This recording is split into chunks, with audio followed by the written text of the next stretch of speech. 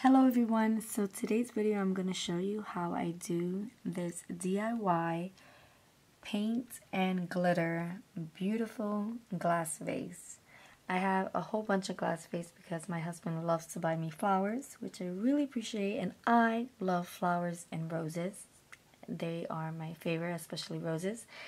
So I wanted to just do something different, not the plain see-through glass.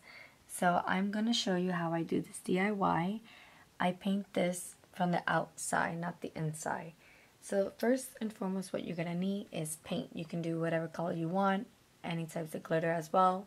So I use this paint that I got at Home Depot. You're going to need Mod Podge to seal it up.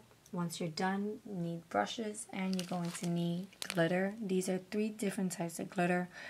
One is a silver glass glitter and the other one is the aqua dust glitter, and there's another one that's a very light blue glitter, and I just mix it all in here in a snack Ziploc. And yeah, so you're gonna see how I do it with this glass vase and hope you guys like it.